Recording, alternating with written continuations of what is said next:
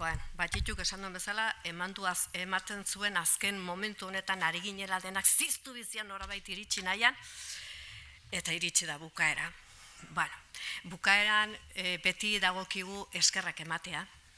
Eskerrak eman nahi dizkizuet alde batetik laguntzaile izan zareten taldeei, hor dituzue, Aize, Artez, noski Bilboko Merkataritza Ganbarari, hemen hartu gaituelako, Eluiar eta Emuni. Laguntzaile izan ditugu hau prestatzeko eta beraz eskerra guzi hoiei.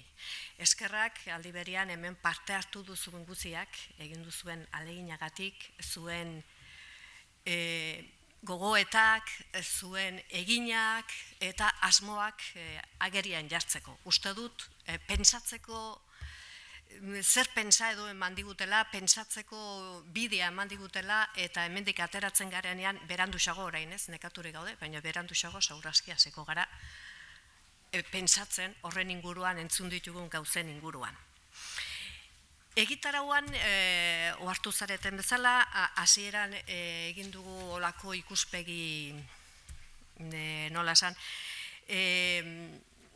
ideologikoa edo zergatik da beharrezko arlo sozioekonomikoan euskara sartzea. Gero ikusi ditugu esperientzia batzuk, arrakastatsuak beraien esanetan, oraindik ez dira arrakastatsua bukatu ez dutelako.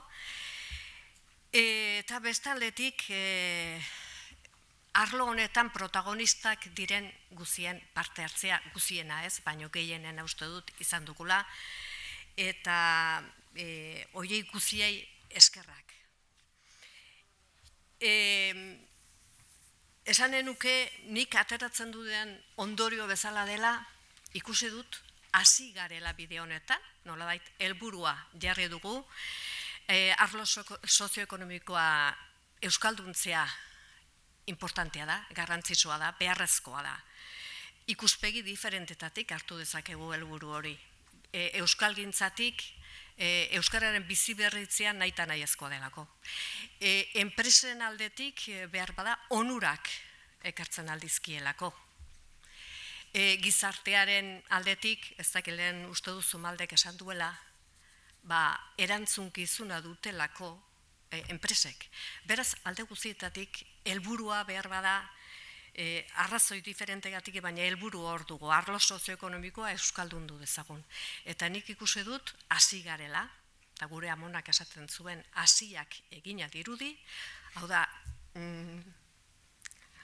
hasi gara, eta hasi beharra da nolabait iristeko nahi edo amets horretara. Ametsa baino gehiago izan dela espero dut. Eta besterik ez, eskerrik asko zuen hitzaldiengatik, eskerrik asko zuen ekarpenagatik, galderen bidez egin duzuena edo hemen zuen gogoetak denon aurrean jarriz. Eta besterik gabe agurtu, entzule izan zaretenak eta hitz egin duzuenak guziak agurtu eta joan gaitezen lehen bailen ikusi ditut esprinian hemen gabiltzala.